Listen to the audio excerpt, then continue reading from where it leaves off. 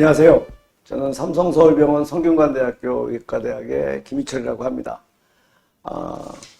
이번 한국혈액암협회 주관으로 한 이 웹비나는 대장암을 주제로 저는 이번 시간이 두 번째인데요. 오늘은 대장암에 대한 지난번 1화 때, 첫 번째 때 못했던 이야기를 추가로 좀 해보도록 하겠습니다. 지난번에는 좀 일반적인 대장암에 대한 이야기를 했다면 오늘은 조금 그거보다는 심화된 그런 내용을 다룰 거고요. 그래서 제가 중급반이라는 표현을 썼습니다.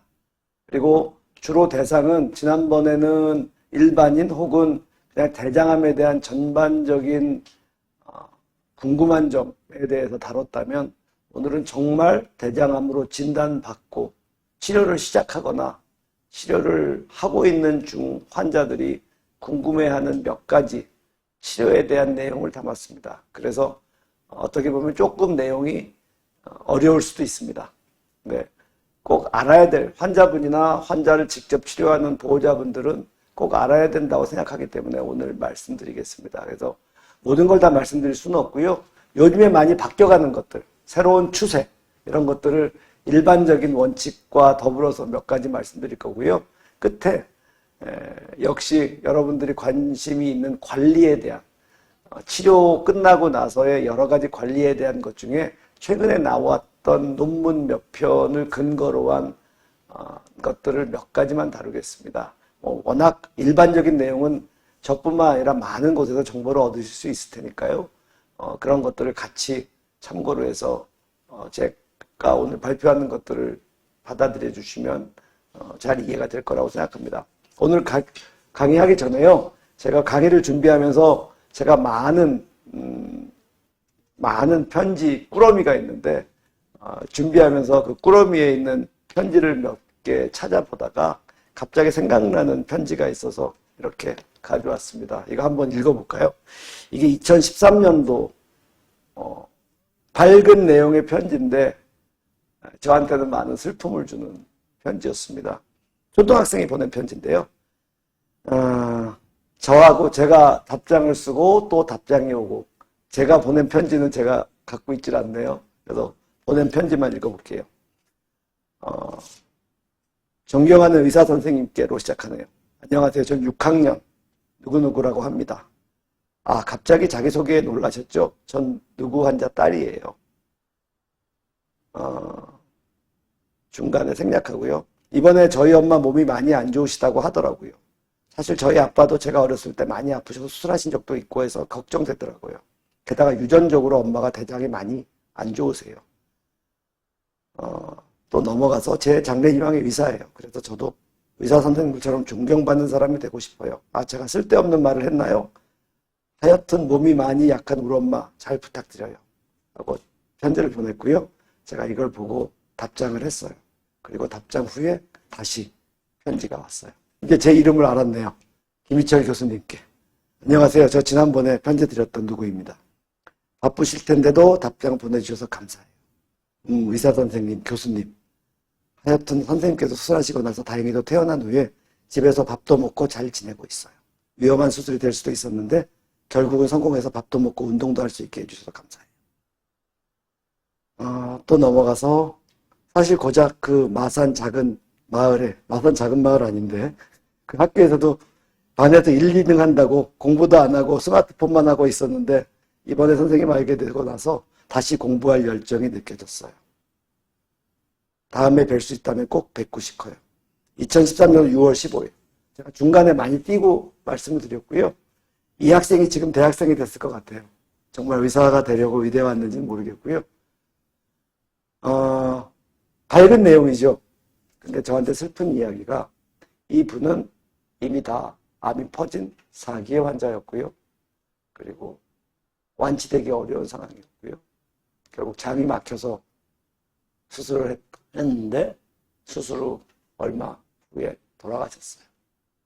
사실은 수술 후에 식사를 잘하고 운동하시고 해서 좋았겠지만 이렇게 지금 많이 고칠 수 있는 암이지만 늦게 발견하거나 제대로 치료가 되지 않았을 때는 슬픈 일이 생길 수 있다는 것을 알려드리려고 저한테는 굉장히 큰 추억의 얼굴 못 본 학생이지만 초등학생의 편지가 갑자기 생각나서 이렇게 읽어봤습니다. 그러니 여러분들 미리미리 예방하는 것 그리고 잘 치료하는 게 매우 중요하겠죠. 오늘 중급반으로 넘어갑니다. 자, 오늘의 소주제는 두 개였어요. 요즘에 바뀌고 있는 것들, 치료에 있어서. 그리고 이런 것도 정말 대장암 관리에 도움이 될까 하는 내용인데 그 전에 기본적인 것들을 이제 우리 알아야 돼요. 왜 이렇게 치료하는 거에 대한 아주 기본적인 개념입니다. 제가 질문을 했어요. 대장암은 국소질환인가요? 어떻게 넓게 보면 암은 국소질환인가요? 국소질환 잘 이해가 안 되시죠? 쉽게 말하면 대장암은 대장에만 국한된 병인가요? 아니면 전신적으로 퍼진 병인가요? 에 대한 질문이에요. 사실은 기수에 따라서 이 대답을 조금씩 다르게 할 수 있는데요. 암은 이 색깔과 같습니다. 대장에만 국한되어 있는 질환을 빨간색이라고 하고 다 퍼져 있는 질환을 전신질환이라고 하면 이 암이 진행되는 바에 따라서 국소, 대장에만 있던 병이 점점 온몸으로 퍼지는 병이 되는 거예요. 그러니 우리가 그거를 아주 쉽게 기수로 얘기하는데요. 1기의 경우는 대장암에 있는 병으로 치는 경우가 많죠. 그리고 점점 진행돼서 4기가 되면 온몸에 영향을 주는 전신질환이 되는 겁니다. 1기, 2기, 3기는 개념적으로는 국소질환에 들어가지만 전신질환으로 갈 수 있는 확률이 2기, 3기에 따라서 점점 많아진다고 생각하시면 돼요. 그래서 기본적인, 의학자들한테도 기본적인 개념인데 암은 과연 전신질환인가 국소질환인가 하고 대답을 하면 사실은 근본적으로 시작은 국소질환이지만 전신으로 퍼질 수 있는 그러한 가능성을 가진 질환이라고 할 수 있어요. 이게 왜 중요하냐면 대장에만 있는 경우에는 있는 병이라고 생각하면 대장에만 국한해서 치료를 하면 돼요. 그런데 온 몸으로 퍼진 병이라고 생각하면 대장만 치료해서는 치료가 안 되고요. 온 몸을 치료해야 돼요. 이게 치료의 원칙입니다. 국소치료, 고기만 치료하는 건 뭐가 있냐면요. 수술이죠. 수술은 대장만 잘라내요. 간만 잘라내요. 방사선 치료도 국소치료예요. 방사선 쪼이는 데만 치료해요. 그런데 전신치료는 항암치료죠. 가끔 항암제가 여기 간에도 가고 대장에도 갑니까? 라고 물어보시는 분이 있는데 약이 눈이 달려서 어디만 가는 건 아니에요. 약을 먹으면 그 약은 온 몸에 가서 영향을 미칩니다. 이렇게 약물치료, 흔히 항암치료, 혹은 면역력을 좋게 하는 면역치료 이런 거는 전신치료라고 할 수 있습니다. 그러면 대장암을 어떻게 치료할까요? 아까 말한 대로 대장에만 국한돼서 거기만 있을 수 있는 암, 즉 1기나 2기 같은 경우는 거기만 치료하면 돼요. 수술만 하면 끝이죠. 그런데 그거보단 조금 더 지나서 전신으로 퍼질 수 있는 가능성이 조금 높아진다. 그러면 대장만 치료하면 안 되겠죠. 대장도 치료하고 그럴 가능성을 막기 위해서 전신치료, 즉 항암치료가 이루어져야 돼요. 이미 다 퍼져서 전신적인 병이 됐다. 그러면 항암치료가 근간이 되는 거죠. 이러한 원칙에 맞춰서 여러분께 수술, 항암치료, 방사선치료, 그 밖에 여러 가지 치료가 제한되는 겁니다. 즉 1기라고 해도 퍼지지 않는 건 아니에요. 근데 1기의 경우는 퍼지는 경우가 매우 적으니까 대부분의 환자는 수술만 하고 끝난다 하는 것들이 치료의 방침이라고 할 수 있습니다. 근데 직장암은 방사선 치료를 하죠. 직장암은 방사선 치료를 하는데 국소치료라고 제가 말씀드렸어요. 자, 직장암은 아주 좁은 공간에서 생기는 혹이고요. 즉 골반이라는 공간이 되게 좁거든요. 희한하게도 아니 제가 생각하기엔 희한하진 않지만 환자가 느끼기에는 다른 대장암과는 조금 특이하게 그 골반 속, 즉 원래 직장에 암이 있던 그 자리 근처에서 많이 재발해요. 그러니까 어떻게 하겠어요? 거기다 또 한 번 치료하는 거죠. 그게 방사선 치료예요.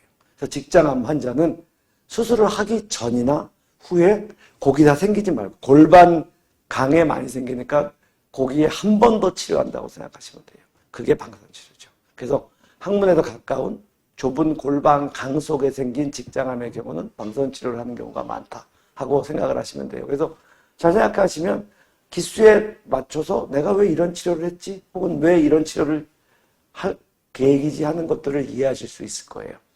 자, 항암 치료에 대한 얘기, 영어라서 보시기 좀 안 좋으실 수 있는데 미국에서 환자들을 위한, 근데 미국 사람들 환자들도 영어 잘할 테니까 책자를 제가 바로 띄워왔어요. 어렵게 생각하지 마시고요. 여러분들 수술하고 항암 치료할 때 뭐 폴폭스 혹은 젤록스, 폴피리 뭐 이런 치료를 한다고 요즘 환자들은 많이 알고 계세요. 그게 어떤 내용인가를 제가 알려드리는 거예요. 폴폭스 치료라는 건 영어로 써서 그렇지 약 이름은 모두 다 알고 계실 거예요. 대부분.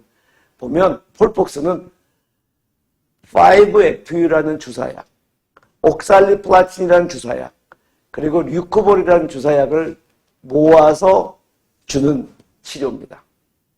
케이폭스 혹은 젤록스라는 건 먹는 항암제인 젤로다라는 약과 옥살리플라틴이라는 약을 주는 겁니다. 그래서 오늘은 중급반이니까 내가 항암치료 뭐하지? 폴폭스 한다는데 그러면 어떤 약이 들어가는지 어느 정도 이해하고 계셔야 돼요. 가끔 제 환자들한테 물어봅니다. 제 환자 중 꽤 많은 분들이 연고지 병원에서 항암치료를 오시고 하고 오시는 분들이 많거든요. 그럼 제가 여쭤봐요. 무슨 항암치료 한다고 합니까? 그럼 어떤 분은 폴폭스요. 어떤 분은 뭐지? 어떤 게 바람직할까요? 무슨 약이 들어갔고 어떻게 치료하는지를 아는 게 바람직합니다. 지금 제가 치료를 앞두거나 하고 있는 환자를 대상으로 한다고 그랬어요. 우리는 적어도 중등반 이상은, 중급반 이상은 올라가야지 제대로 치료를 받을 수 있거든요. 일반인은 모르셔도 돼요. 대장암이 겁나서 예방하려는 하시는 분들은 몰라도 돼요. 하지만 치료하시는 분들은 이 정도는 알고 계셔야 될 거예요. 그래서 대부분 이런 치료를 하고 있다 하고 생각하시면 되고요. 영어니까, 하지만 어렵지 않으니까 한번 읽어보시기 바라고요. 자, 이런 원칙 속에서 요즘 이런 치료들은 계속 바뀌어요. 치료라는 건 바뀔 수밖에 없습니다. 왜냐하면 새로운 약이 나오고요. 이렇게 조합했더니 더 잘 치료된다. 이렇게 수술했더니 더 잘 치료된다. 그러면 거기에 맞추어서 자꾸 치료가 바뀌게 돼요. 요즘 코로나 때문에 제가 환자들한테 좀 설명하기 좋은 게 있는데, 코로나 때문에 백신에 대해서 1상이 어떻고 2상이 어떻고 3상이 어떻고 이 약은 3상이 안 돼서 못 쓴다는 등 하도 방송에 떠드니까 제가 요즘에 환자들한테 설명하기 좋아요. 의사들이 믿는, 우리가 확실하게 근거라고 생각하는 것은 3상 치료를, 그러니까 임상 연구를 마치고 나서 그 효과가 입증된 여러 가지 치료 방법입니다. 근데 어떤 경우는 3상을 할 수가 없어요. 비교할 수가 없어요. 예를 들면 항문을 없애도 괜찮은지 하는 걸 비교하려면, 우리가 3상을 하려면 수백 명을, 어떤 사람은 항문을 없애는 군, 어떤 사람은 항문을 보존하는 군으로 나눠서 실험해야 돼요. 근데 제가 어떤 분한테, 환자분 항문 없애는 군으로 들어가서 임상 연구에 참여해 보시면 어떨까요? 아무도 참여하지 않아요. 그리고 이런 것들은 윤리적으로 올바르지 않습니다. 그래서 수술에 대한 일부는 3상이 불가능한 경우도 있어요. 어찌됐든 그렇다 하더라도 여러 개의 그러한 연구를 종합해야지 우리가 근거라고 말하거든요. 이러한 근거에 따라서 연구를 합니다. 그러니까 저 같은 사람은 이런 건 믿지 않죠. 가끔 신문에 나옵니다. 말기 암 환자라고 제가 이거 직접 본 거예요. 어느 신문에. 말기라고 진단받은 3기 대장암 환자 10명한테 이 면역모를 줬더니 40%가 좋아졌어요. 하고 광고 큰 거 본 거 있습니다. 그러면서 밑에 무슨 의학원에서 실험을 같이 했습니다. 하고 나온 광고를 본 적이 있는데요. 틀린 거 많죠. 3기인데 말기라고 한 3기라고, 이거 틀렸어. 3기는 말기 아니에요. 아까 말한 개념적으로 국소 질환입니다. 치료할 수 있는 질환이고요. 그리고 10명 중 4명이 좋아졌다, 이런 건 저는 믿지 않죠. 이거는 확률적으로 충분히 바뀔 수 있는, 우연히 바뀔 수 있는 확률이라고 생각하는 거거든요. 그래서 이런 것들은 전혀 근거가 없는 겁니다. 제가 말하는 근거는 훨씬 더 정선된, 아까 말한 2상, 삼상 이런 것들을 거친 증거거든요. 이런 것들이 계속 나오고 있어요. 그러니 치료가 바뀌겠죠. 바뀝니다. 아까 언제부터 항암 치료합니까? 하고 물어보면 기수에 따라서 달라진다고 하죠. 딱 나눠서 얘기하면 2기부터 항암 치료를 할 수도 있고 안 할 수도 있는데요. 2기도 A, B, C로 나눠요.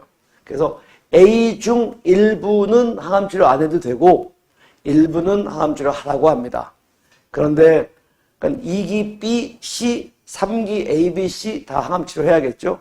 그래서 여러분들 수술하고 나서 기수를 알 때 그냥 1기쯤, 2기쯤이라고 알지 마시고요. 정확히 2기 A, 3기 B 이렇게 알고 계셔야 돼요. 그리고 모르면 물어보셔야 돼요. 이것도 역시 제 환자분인데 이제 오지 마세요. 6년 넘었네요. 7년 넘었네요. 했는데 그 환자분이 저한테 그런데 선생님 제가 몇 기였죠? 그 환자분은 저한테 혼났겠죠. 그것도 모르고 지금까지 물론 무병하게 잘 지내셨으니까 다행이지만 그렇게 해서는 안 되거든요. 근데 어쨌든 2기 A 고위험군부터 항암 치료를 권유합니다. 그러니까 2기 A 중 위험한 요소가 없는 사람들은 항암 치료를 안 해도 된다는 소리겠죠. 그럼 뭐가 고위험군인가? 2기 A인데 이런 것들이 있으면 항암 치료를 하시라고 권유받습니다. 2기 A인데 장이 꼭 막혀서 장폐색 아주 심해서 하나도 못 먹고 토하고 이런 것들이 있었던 분, 혹은 일부 장이 터져서 농양 같은 것들을 만들었던 분은 고위험군입니다. 또 세포가 저분화 세포, 그러니까 조금 더 성격이 나쁜 세포를 가진 분들 고위험군입니다. 혹은 수술을 했는데 임파절을 잘라낸 게 12개 이하로 잘라냈다고 생각되는 군, 그러니까 수술이 좀 작게 됐다고 판단을 하는 거죠. 고위험군입니다. 그리고 요즘에 제가 빨간색으로 했어요. 이건 한글로 제가 번역이 좀 어려워서 이런 것들이 있으면 고위험군이라고 하고 있습니다. 그런데 우리나라에서는 아직 받아들이지 않아서 이 부분은 아마 조금 있으면 요 것들이 있으면 항암 치료를 하라고 그럴 거예요. 근데 이게 뭐냐면 이 파란 원이 암이에요. 근데 암 옆에 조금씩 이렇게 뿌려진 것처럼 이런 소견, 암세포가 작게 뿌려진 것 같은 소견을 보이는 경우가 있어요. 이런 것들을 영어로 튜머 버딩, 즉 암이 이렇게 뾰족뾰족 나왔다는 뜻이거든요. 이런 것들은 재발이 많은 군이니까 위험으로 치고요. 항암 치료를 하라고 권합니다. 미국의 지침은 바뀌었는데 우리나라 지침은 아직 안 바뀌어서 아직은 반영되고 있지 않은데 조만간 반영될 거고요. 이런 게 있으면 재발률이 좀 높을 수 있다 하는 것들은 알고 계시는 게 좋을 거예요. 그래서 이렇게 고위험군일 때 2기 A에 똑같은 2기 A인데도 항암 치료를 하라고 권유한다. 이런 게 없다면 항암 치료를 하지 않는다 하고 생각하시면 돼요. 그래서 2기 A인데 똑같은데 왜 나는 항암 치료를 하라고 그러고 누구는 하지 말라 그러지? 하는 것들은 이러한 추가 요소가 있는지를 보고 평가하고 알려드립니다. 또 요즘에 항암 치료의 기간에 대한 연구가 많이 되면서 기간, 원래 6개월간 하는 것이 마치 금과 옥조처럼 여겨졌는데 항암 치료를 몇 달 해야 될 것인가에 대한 연구가 이루어지면서 조금씩 바뀌어가고 있어요. 이미 많이 공부하신 환자분들은 이미 많이 알고 계세요. 이게 사실은 수년 전에 이런 질문이 있었습니다. 항암 치료 반만 해도 비슷하지 않을까? 3개월만 해도 비슷하지 않을까? 하는 질문이 있었죠. 근데 이 질문이 처음 시작된 이유는 물론 짧게 하고 싶은 환자들의 욕망 혹은 바람 있지만 더 큰 이유는 이 대장암 수술하고 치료하는 항암 치료가 이 말초신경염이 굉장히 심해요. 그래서 항암 치료 받으신 분은 10분 중에 거의 10분 다 손발이 저리고 남의 살 같고 뭐 유리 파편을 밟는 것 같고 뭐 그런 표현을 쓰거든요. 그래서 이 말초신경염 때문에 굉장히 많이 고생하시는데 이거를 조금 적게 하면 줄어들지 않을까. 그러니까 효과는 똑같으면서 합병증은 줄일 방법이 있지 않을까라고 해서 3개월, 6개월 비교했어요. 결론은 말이 좀 복잡하죠. 3개월과 6개월이 거의 차이가 없었어요. 그런데 3개월 하는 것이 6개월에 비해서 덜 효과적이지 않다는 걸 증명하지 못했어요. 말이 복잡하죠. 의사들은 참 희한합니다. 이 통계학자들은. 그러니까 그러니까 비슷하다는 걸 충분히 증명하지 못했다는 거예요. 그런데 따지고 보면 대부분은 3개월이나 6개월이나 비슷했어요. 좀 더 구체적으로 볼까요? 3기 중 아주 심한 사람은 6개월이 훨씬 낫어요. 그런데 3기 중 조금 덜 심한 3기, 그리고 2기의 경우는 특히 먹는 약, 젤로다와 주사를 병합한 젤록스 혹은 케이폭스라고 말하는 것들을 썼더니 비슷하더라는 거예요. 그래서 일부 2, 3기에는 케이폭스 3개월, 6개월 차이 없었다. 그래서 요즘에 어떻게 바뀌고 있냐면요. 2기, 3기의 경우 심하지 않은 사람은 3개월 정도를 하는 것이 어떤가라고 해서 일부 의사들은 3개월을 권유합니다. 혹은 연세가 많으신 분이나 다른 지병이 있는 분들은 3개월을 권유합니다. 그런데 아까 말씀드렸죠. 3개월하고 6개월하고 거의 비슷했는데 완전히 동등하다는 걸 증명해내지 못했거든요. 그래서 아직까지는 지침이 6개월을 하는 것을 원칙으로 하는데 상황에 따라 3개월로 조금씩 유도하거나 반만 하는 사람들이 늘어나고 있다는 건 틀림이 없고요. 또 하나 달라진 거는 얼마 전까지만 해도 2기의 경우는 무조건 주사 치료를 했어요. 먹는 약으로 하지 않고요. 그래서 어떤 경우는 입원을 해야 되고 어떤 경우는 여기 포트라는 걸 꼭 박았어야 되죠. 3기는 오히려 먹는 약을 써서 3주에 하루씩 그냥 병원 오시면서 왔다 갔다 하면 훨씬 더 편했거든요. 왜 3기가 더 편하고 2기가 더 어렵게 항암 치료를 해야 되는가? 그거는 먹는 항암제를 3기는 심한 사람들이니까 보험해주고 2기는 좀 덜 심하니까 보험 안 해준다라고 결정을 한 거예요. 그러다 보니까 2, 3기 항암 치료 원칙은 똑같거든요.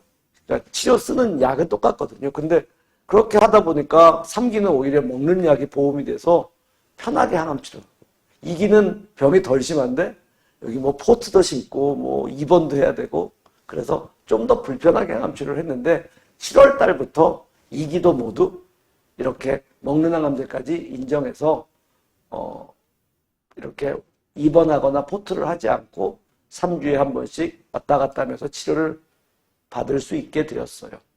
근데 이제 아직도 그렇지만 주사만을 쓰는 것들이 불편하더라도 합병증은 좀 작다고 생각하는 부분이 있어서 몇몇 병원이나 의사분들은 여전히 2, 3기 모두 주사를 더 권유하는 경우도 없는 건 아닙니다. 근데 이게 어느 쪽이 우수하고 덜 우수하고는 아니고요.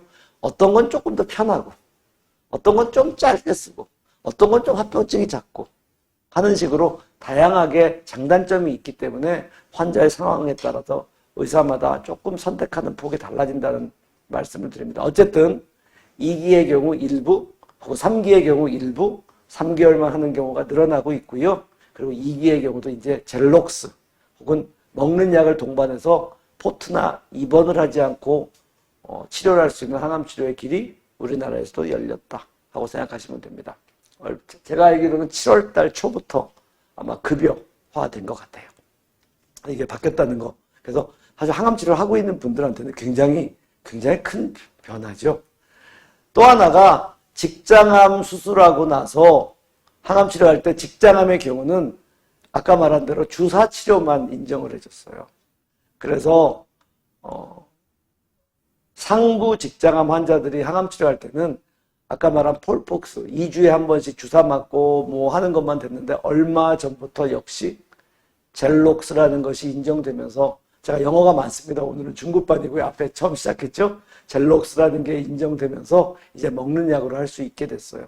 이게 환자분들은 잘 모르시겠지만 이렇게 특히 지방에 계시거나 좀 병원이 머신 분들은 입원하고 포트를 하는 것보단 3주에 한 번씩 와서 주사를 맞고 약을 받아가는 것들을 선호하시는 분들이 많았거든요.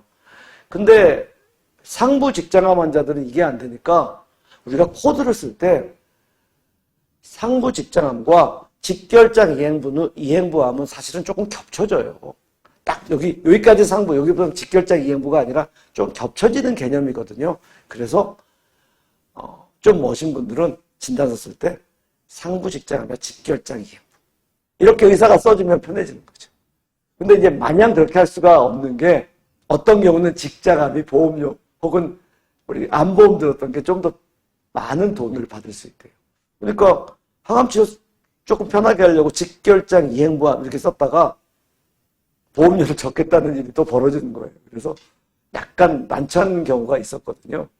사실 의사들은 환자들도 그렇지만 생활을 하는, 그러니까 병도 치료해야 되지만 환자가 생활하는 것들, 그리고 경제적인 것들을 고려하지 않을 수가 없기 때문에 이렇게 보험료, 그 다음에 급여 되는 것과도 많이 연관돼서 치료를 결정할 수밖에는 없습니다. 가끔 이제 어떤 신약 같은 경우는 내가 돈 날 테니 이거 써주세요 하는 분도 있는데 돈을 많이 내도 불법화되거나 쓸 수 없는 것도 있거든요. 그래서 그런 것들에 대한 배려 혹은 이해가 있어야 된다고 생각합니다. 그래서 이렇게 바뀌어가고 있고요. 또 요즘에 많이 바뀌는 게 수술하기 전에 항암치료 먼저 하는 거예요.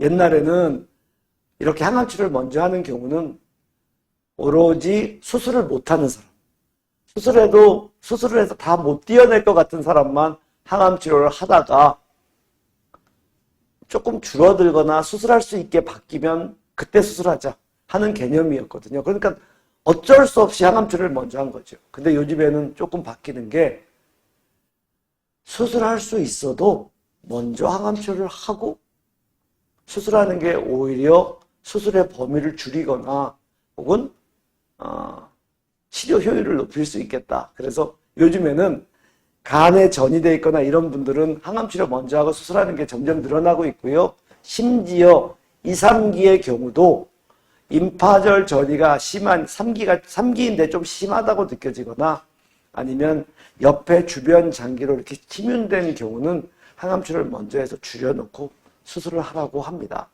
그리고 그런 경우에 보험, 급여가 돼요. 그래서 가끔 특히 몇몇 병원의 경우에는 수술하기 전에 항암치료를 먼저 하고 수술합시다라는 의견을 듣고 오시는 분들이 있어요. 근데 이게 요즘에 일부 추세라는 거 알고 계셔야 될 거고요. 잘못된 판단 혹은 잘못된 치료는 아닙니다.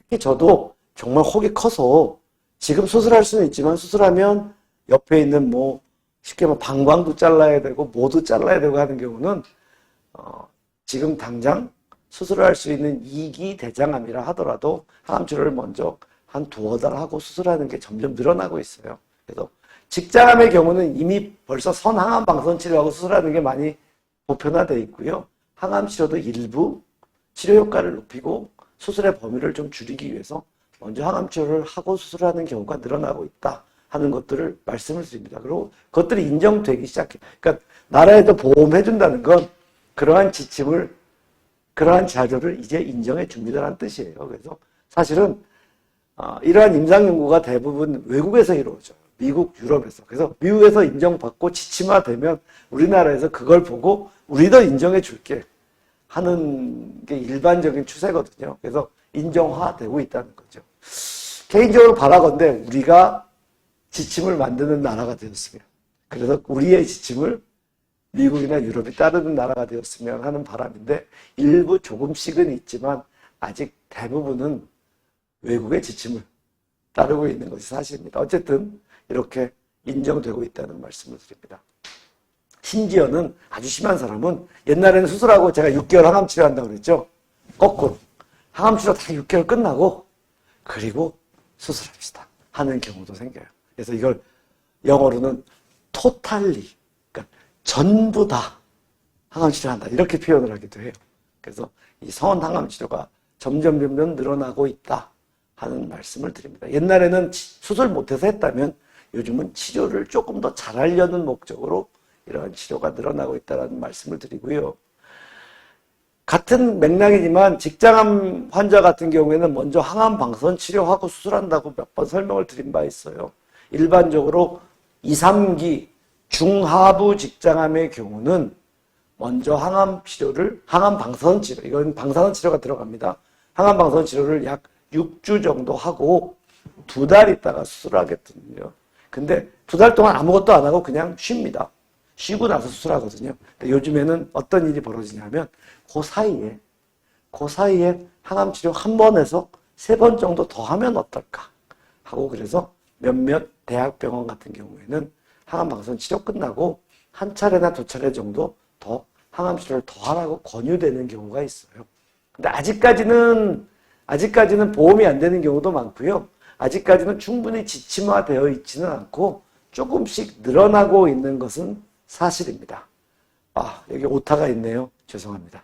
어쨌든 요즘에는 항암방사선 치료하고 나서 8주에서 수술하던 게 항암방사선 치료하고 나서 조금 더 항암 치료를 한다거나 혹은 항암방사선 치료하기 전에 항암 치료 먼저 하고 항암방사선 치료하고 수술하는 식으로 다양하게 치료가 조합되고 있다는 말씀을 드립니다. 그래서 요즘에 이렇게 바뀌는 거고 이것들이 아직은 막 시작되고 있는 상황이라서 대학마다 병원마다 의사마다 조금씩 제한한 게 달라서 환자들이 많이 헷갈려 하세요. 그래서 이런 다양한 것들이 있다는 말씀을 드립니다. 자, 그래서 이렇게 추가 효율을 높이기 위해서 이렇게 몇 번 항암 치료를 하고 수술하는 경우가 많다는 말씀을 드리고요. 요즘에 또 직장 환자들이 이거 많이 관심을 갖죠. 선항암 방사선 치료 후 수술 안 하는 사람들. 이거를 바라고 선항암 방사선 치료를 하시는 분들이 많아요. 실제로 제 개인적으로도 제 환자분들 중에 한 거의 100여 분 가량이 선항암 방사선 치료 후 수술하지 않고 그냥 검사를 하고 있는 분들이 있거든요. 그러니까 무슨 개념이냐면 항암 방사선 치료를 해서 줄여놓고 수술을 하는 게 더 치료가 잘 된다라는 개념이었는데 줄여놓다 보니까 암이 완전히 없어지는 사람들이 있는 거예요. 적게는 한 5%, 많게는 10% 정도가 보고되고 있거든요. 그러면 항암 방사선 치료에서 완전히 암이 없어졌는데 이 사람들을 크게 수술해야 되나? 심지어 영구 장루를 만드는 수술을 해야 되나? 하는 고민이 생기게 되는 거죠. 그래서 요즘에는 임상적으로 완전 관해라고 판단되는 경우 수술을 하지 않고 정규적으로 검사를 하고 지켜보는 경우가 늘어나고 있습니다. 근데 제가 여기 밑에 임상적으로 완전 관해? 그리고 물음표를 했어요. 완전 관해라는 건 무슨 뜻이냐면 암이 다 없어졌다는 뜻이에요. 근데 암이 다 없어졌는지를 확인할 방법이 지금 현재 없어요. CT 찍고 MRI 찍고 내시경하고 만져봐도 완전히 없어졌는지를 확인할 방법이 없어요. 즉 완전히 없어진 것으로 평가한다 정도예요.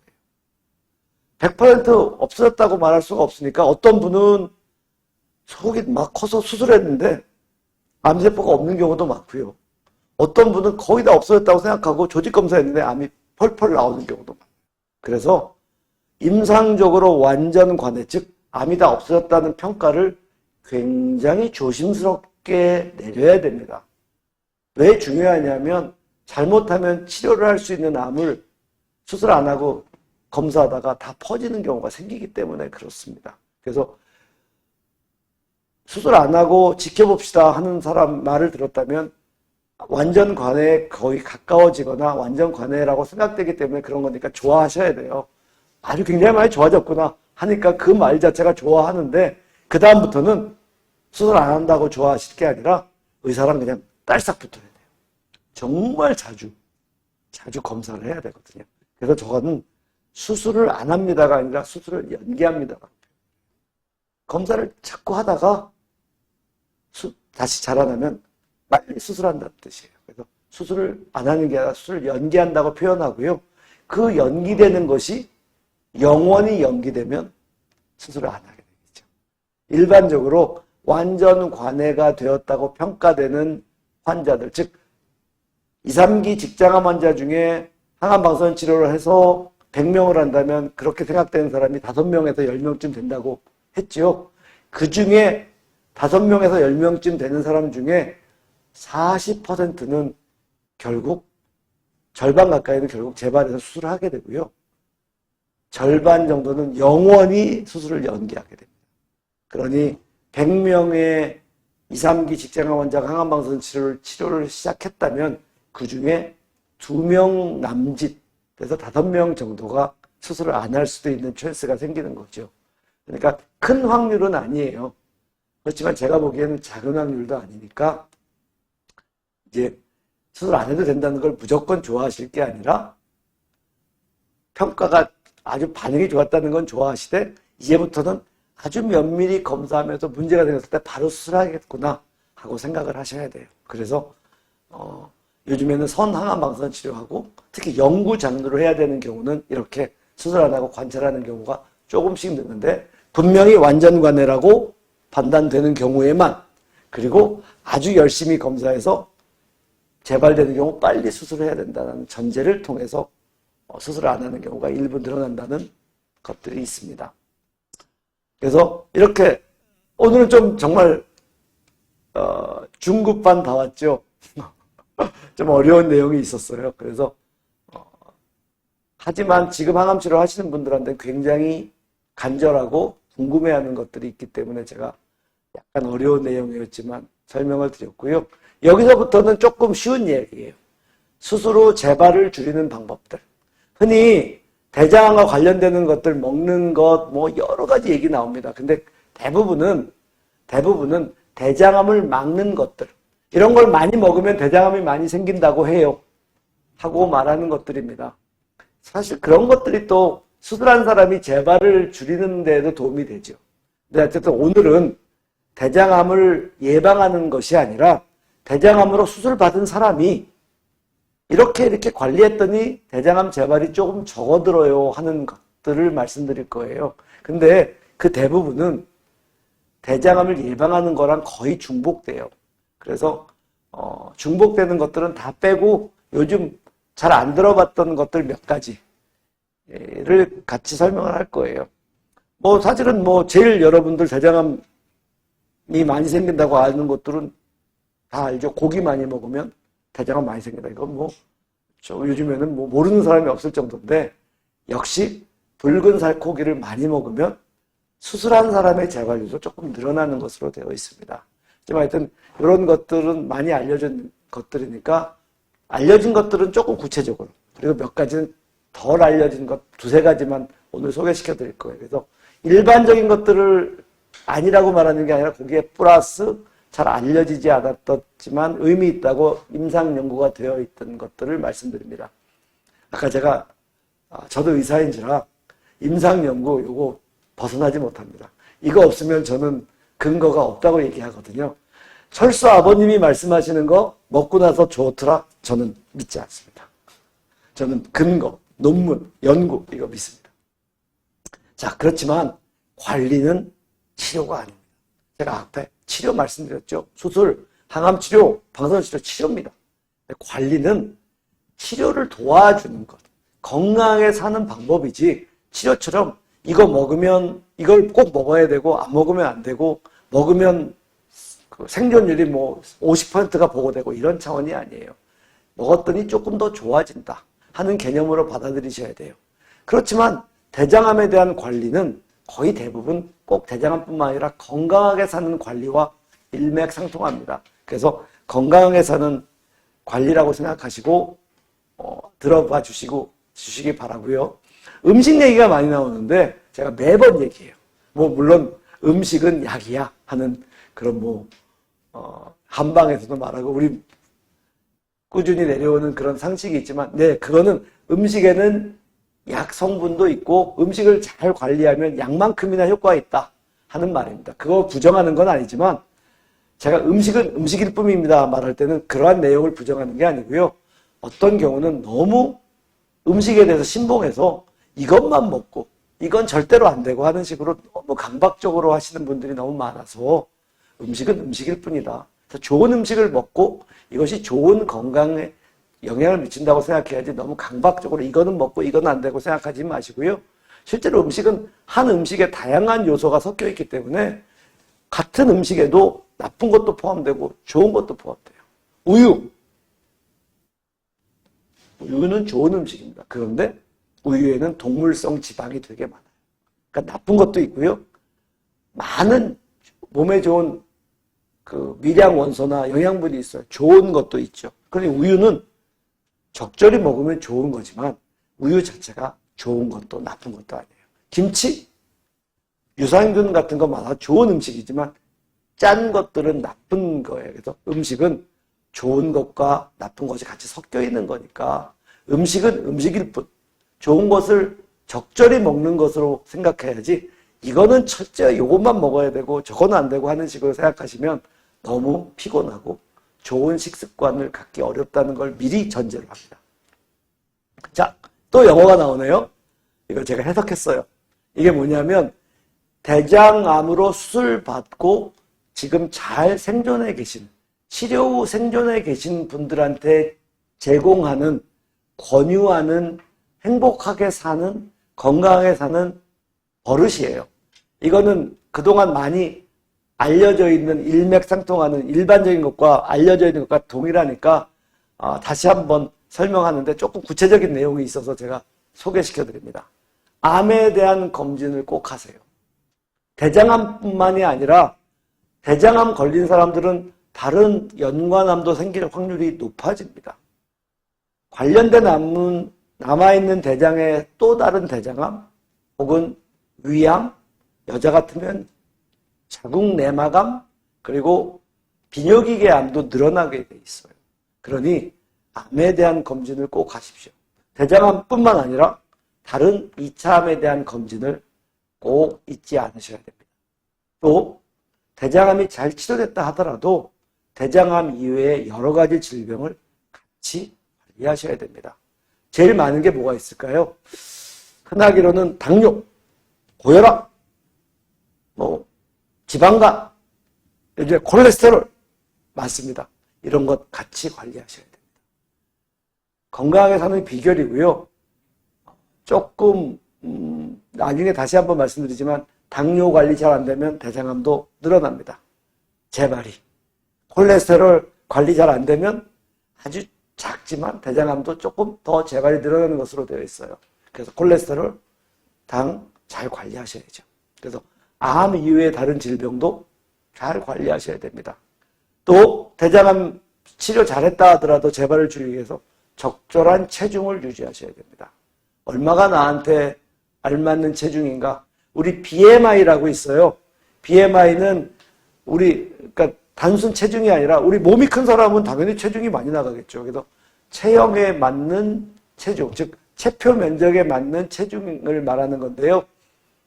인터넷 녹색 창, 다른 노란 창 찾아보시면 BMI 내는 것 쉽게 찾아보실 수 있으니까 적어도 25 이하로 BMI를 유지하셔야 됩니다. 그게 바람직하고요. 30 넘으면 엄청나게 비만하신 거예요. 절대로 그렇게 가시면 안 됩니다. 건강하게 살 수도 없고요. 대장암도 늘어나요. 그래서 적절한 체중, 즉 BMI 25 이하로 유지해야 된다. 내 BMI가 얼마인지는 지금 바로 한번 찾아보시기 바랍니다. 체중 관리와도 관련되는데 꾸준히 운동하셔야 됩니다. 꾸준히 운동. 얼만큼? 중등도 강도로 30분 이상 하루에. 중등도 강도가 어느 정도냐면요. 제가 맨날 이렇게 표현합니다. 뒷짐지고 걷는 건 운동 아닙니다. 적어도 속보, 즉 운동을 했을 때 땀이 뽀송뽀송. 요즘은 더워서 뽀송뽀송이 아니라 진짜 많이 나겠지만 어쨌든 선선해질 때 운동했을 때 적어도 뽀송뽀송 땀이 나는 정도의 강도를 말합니다. 그러니까 최소한 속보, 가벼운 조깅 정도는 돼야겠죠. 이런 강도로 최소한 30분 이상 하십시오. 그리고 가능하면 매일 하시는 게 좋습니다. 매일 하는 게 어렵다면 최소한 3회 이상은 하십시오. 이게 건강하게 사는 법이기도 하고요. 대장암을 재발을 줄이는 길이에요. 재발을 줄이는 것. 그리고 신선한 야채, 과일 드십시오. 대장암을 예방하는 것도 이제 재발을 줄입니다. 얼만큼? 하루에 2.5컵 정도. 이게 미국에서 나온 걸 제가 번역하다 보니까 미국 사람들은 바울이라고 하죠. 그러니까 야채가 담겨있는 작은, 우리로 따지면 공기 정도라고 생각하면 돼요. 거기에 2개 정도 이상은 먹어야 된다 하고 생각하시면 되니까 매끼 충분히 야채와 과일을 먹어야 된다고 생각하시면 되고요. 그리고 이건 조금 이따 다시 설명드리겠지만 당을 높이지 않아야 됩니다. 아까 당뇨를 잘 조절한다는 것도 같은 개념이고요. 당을 그러니까 이걸 먹었을 때 당이 많이 올라간다? 이런 음식을 많이 먹는다? 그러면 대장암의 재발이 늘어납니다. 어떤 것이 당을 높이는 음식인가? 제가 조금 이따 설명드릴 거예요. 이걸 영어로 Low Glycemic Index Diet, 즉 당을 적게 만드는 다이어트라는 거고요. 요즘 요거 좀 유행이에요. 이게 왜 유행이냐면 대장암 예방하려고 유행이 아니라 이렇게 먹으니까 건강하게 살더라. 그래서 찾아보시면 되게 많이 나와요. 그래서 당을 높이지 않는 게 좋습니다. 그리고 당뇨 환자들은 당을 조절하는 게 좋습니다. 건강하게 살려는 목적도 있지만 대장암의 재발을 막을 수 있습니다. 어떤 음식이 많은지 조금 이따 설명할 거고요. 술은 끊거나 최소한으로 드십시오. 근데 이게 제가 요 말을 할까 말까 고민했어요. 왜냐하면 뭘로 생각하시냐면 끊거나가 아니라 최소한으로 먹어야지. 근데 그래도 진실을 가릴 수는 없으니 적어도 최소한의 양을 알려드릴 거예요. 근데 끊는 게 더 좋습니다.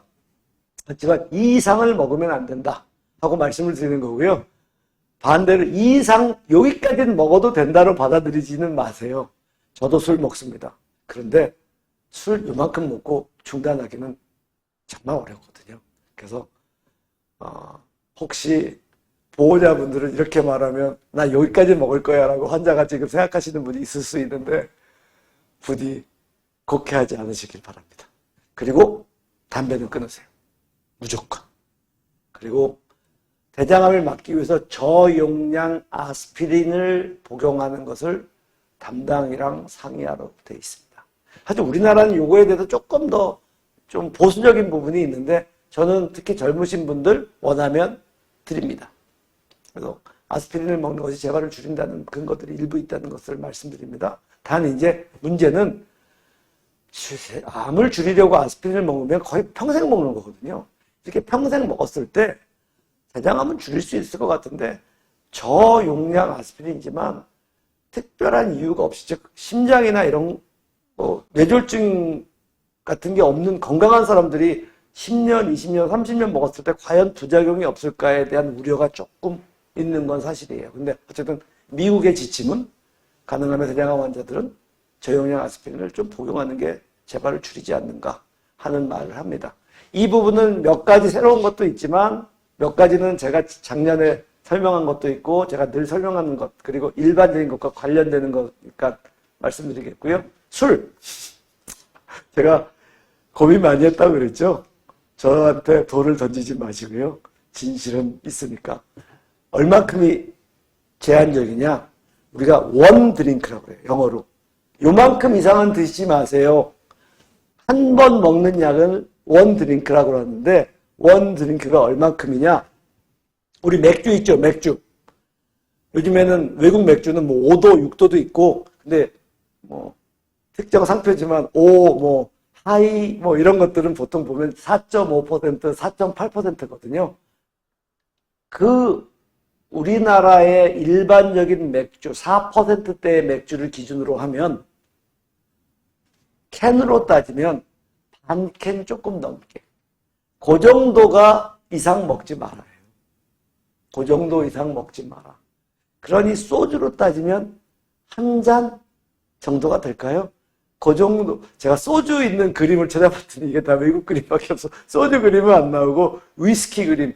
요즘 와인 먹으니까 보통 일반적인 와인을 먹을 때는 어느 정도냐? 조그만 와인잔, 큰 거 말고요. 제일 작은 거. 제일 작은 와인잔으로 했을 때 도수가 한 12도 정도 되는 일반 조금 낮은 농도의 와인의 반잔 이하가 한계입니다. 여기까지는 먹어도 좋다가 아니라 요거 이상은 넘지 말자입니다. 그래서 술 여기까지. 이게 이상하게 오용되지 않기를 바랍니다. 이 이상은 먹지 말자. 그래서 술을 드시지 마시고요. 그 다음에 아까 당 올리는 음식들. 근데 당을 올리는 음식 중에 어떤 거는 꽤 좋은 음식도 많아요. 근데 너무 몸에 좋다고 알려진 음식 중에서도 이것만 너무 많이 먹었을 때는 당이 올라가니까 이 당이 올라가면 어떤 일이 벌어지냐면요. 인슐린이라는 게 나와요. 인슐린, 당뇨병 환자 때 인슐린 맞잖아요. 인슐린이 나오면 인슐린이 암을 촉진시키는 역할이 있어요. 그 밖에 또 제가 모르는 여러 가지 이유가 있기 때문에 당을 올리는 음식을 너무 많이 먹지 말자고 합니다. 영어라서 제가 몇 가지 해석해 드릴게요.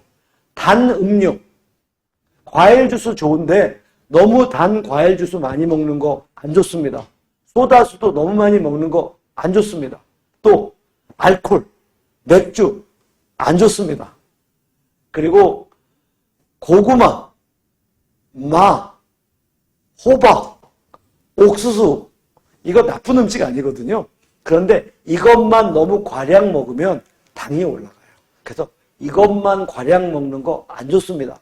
그러니까 제가 마가 안 좋습니다가 아니고요. 마를 너무 한꺼번에 많이 먹으면 당이 올라간다는 뜻입니다. 그러니까 마를 적절히 조금 먹는 거, 호박 조금 먹는 거 좋아요. 제가 아까 맨 처음에 했죠. 음식은 음식이다. 그러니 근데 그걸 너무 과하게 먹으면 안 됩니다. 그 다음에 스낵, 이렇게 봉지로 된 여러 가지 음식들, 그러니까 우리 말하는 무슨 칩, 무슨 깡 이런 거 너무 많이 먹으면 안 좋습니다. 설탕 많이 들어가는 거 많이 먹으면 안 좋아요. 단 케이크, 아이스크림, 초콜릿 뭐 이런 거 안 좋습니다. 역시 조금 먹으면 안 된다는 뜻은 아니에요. 살짝 드셔도 좋아요. 근데 과하게 먹으면 안 됐습니다. 그래서 이런 이유 때문에 아마 암은 설탕을 좋아해요. 설탕 먹으면 암이 많이 생겨라고 오해가 되는 거예요. 설탕을 좋아하는 게 아니고요. 물론 당도 설탕 중에 하나이죠. 당을 올리는 그런 컨디션이 안 돼요. 그리고 또 지방이 많이 들어가 있는 음식도 안 좋고요. 그 다음에 지나친 탄수화물, 쌀, 파스타, 뭐 국수, 그 다음에 빵 이런 것 거기다 이렇게 뭐 약간 거친 빵 말고요. 도정된 흰 밀가루로 만든 빵, 호밀빵이 차라리 낫고요. 근데 하여튼 이런 것만 너무 많이 먹으면 역시 당이 올라갑니다. 이런 것도 안 좋아요. 밥 먹지 말라는 뜻 아닌 거 아시죠? 너무 탄수화물 위주로 먹으면 우리나라는 탄수화물 위주의 식사가 많은데 당을 올리고 당에도 안 좋고요. 그리고 암에도 안 좋고요. 지방간에 많은 이유가 탄수화물 위주의 식사입니다. 그래서 탄수화물 위주의 식사를 조금 줄이고 단백질, 야채 이런 위주로 요즘 젊은 사람들 많이 그러죠.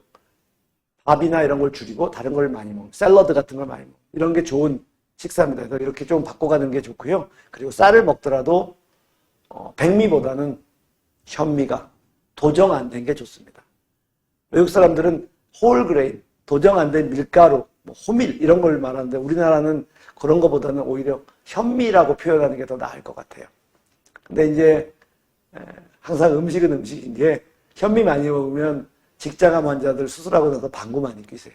그러니까 조절해서 드시기 바랍니다. 그러니까 음식은 항상 좋은 것도 나쁜 것도 있다 하는 말씀들. 당을 올리는 거 좋지 않으니 지금 설명드린 것은 너무 한꺼번에 과하게 드시지 마시고요. 조금씩만 드시기 바랍니다. 너트 좋습니다. 너트 많이 드세요. 요즘 너트는 꼭 대장암이 아니라 건강하게 살려고 많이 드세요. 그래서 홈쇼핑 보면 매일 먹는 너트 너무 많이 팔죠. 너트 좋습니다. 모든 종류의 너트 좋습니다. 그래서 여기 제가 인터넷에서 따왔는데 이거 걸리지 않을지 모르겠네요. 카피라이트에 걸릴지 모르겠는데 헤이즐넛 부터 시작해서 호두, 알몬드 다 좋습니다. 그러니까 적절하게 드시고요. 근데 이거 너무 많이 먹으면 칼로리 또 올라가요. 그러니까 너트 좋다고 너트를 하루에 큰 대접으로 먹는다는 건 별로 좋지 않고요. 딱 이만큼 드시는 게 좋아요. 그래서 너트 대장암의 재발을 줄인다는 논문이 있어요. 그리고 제가 인정하는 꽤 좋은 논문이니 너트 드십시오. 그리고 얼마 전에 제가 협회에서 잡지에 글을 썼는데 커피가 대장암을 줄인다고 해서 제가 썼는데 카페인, 디카페인 다 암을 좀 줄이는 것으로 되어 있고요. 심지어 다 4잔 이상 먹은 사람들이 더 줄어들더라 하는 거니까 커피를 또 약간 대장암 재발에 도움이 된다는 근거가 있는 거죠. 단 카페인이 있기 때문에 수면이나 심장이나 이런 데 영향을 미칠 수 있으니까요. 대장암 줄이려고 이만큼 들이키지 마시고요. 커피를 좋아하신다면 좋아하는 커피를 내가 하루에 몇 잔 즐긴다 라고 생각하시면 될 거고요. 오메가 또 조금 도움이 된다는 연구 결과가 있어서 요 커피 오메가 이런 거는 별로 사람들이 다루질 않아서 제가 찾아보고 설명을 드립니다.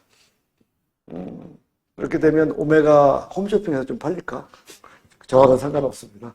상품화된 거 안 말하려고 했는데 제가 며칠 전에 찾았던 논문에 이런 게 있어서 말씀을 드립니다.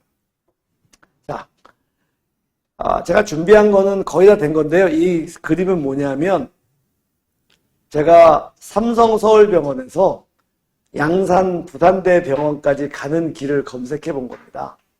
검색해 봤더니 자가나 혹은 차를 타나 혹은 비행기를 타냐에 따라서 너무 다양한 길이 나오는 거예요. 또 여기 제가 어제 5시 33분에 검색해서 강의록을 만들었거든요. 근데 새벽에 출발하느냐 2시에 출발하느냐 출발 시간에 따라서 길이 다 달라지더라고요. 제가 이걸 써놓은 이유는 아까 제가 많이 바뀌고 있고 계속 바뀌어가고 있고 한다고 말씀드렸죠. 과연 어떤 게 좋은 것인가? 원칙은 있지만 어떻게 좋은 것인가는 사실 내가 자가용이 있나? 내가 지금 비행기를 타고 가야 되나? 혹은 내가 출발하는 시간이 몇 시인가에 따라서 제일 빠른 길, 제일 안전한 길이 달라지는 것처럼 여러분들 암이 어디에 있느냐? 어떤 크기냐? 기수가 어떠냐? 나이가 어떠냐? 내가 심장병이 있냐? 장이 막혀 있냐? 하는 거에 따라서 너무나 다양하게 달라질 수 있다는 거예요. 자, 저는 잘 모를 때 T 뭐뭐뭐를 봅니다. 까뭐를 보는 사람도 있겠고요. 상관없습니다. 지침이 되고 옆에서 조언해 줄 뭐가 있어야 되겠죠. 여러분들 올바른 치료는 이렇게 다양한 조건에 따라서 달라지니까 여러분들 꼭 제가 T 모시기를 조언을 바라듯이 옆에 있는 전문가, 여러분들을 담당하고 있는 의사, 여러분들을 담당하는 교수와 친해지셔야 돼요. 그리고 그 사람과 상의하고 설명을 듣고 그 사람과 논의하고 결정하셔야 돼요. 금과 옥조처럼 한 길로 가는 좋은 길은 없습니다. 요즘은 점점 그렇게 되고 있거든요. 따라서 신뢰할 수 있는 의사, 신뢰할 수 있는 병원, 혹은 편하게 잘 다닐 수 있는 병원을 선택하시고 그 사람과 같이 병을 치료한다고 생각하셔야 돼요. 단 하나, 제가 얼마 전에 제가 환자분께 드렸던 선생님만 믿습니다. 교수님만 믿습니다. 비록 이래도 교수님만 믿습니다. 낫게 해주실 거죠? 그래서 제가 그 환자분께 정말 한두 전에 있었던 일입니다. 저 믿지 마세요. 제가 병을 낫게 해준다고 믿지 마세요. 저는 하나님이 아닙니다. 저는 신적인 존재도 아닙니다.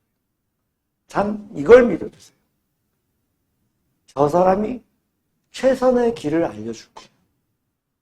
저 사람이 성실히 나를 치료해 주려고 노력할 거예요. 저 사람이 조금 더 나은 것들을 알려주고 할 수 있을 거야 라고 믿어요. 아까 편지를 보냈던 학생 다시 한번 생각납니다. 제가 밝은 편지 내용이었는데 슬픈 이야기였다고 말씀드렸죠. 매번 슬픈 일을 당합니다. 이 병은 그런 병이거든요. 그래서 더더욱 환자와 보호자 그리고 의사가 손을 잡고 가는 게 중요합니다. 이거는 파란 창에서 제가 했는데 저는 아까 그래서 많은 길 속에 올바른 가장 좋은 길을 찾아 나가시기를 바라고요. 오늘 제 강의는 이것으로 끝내겠습니다.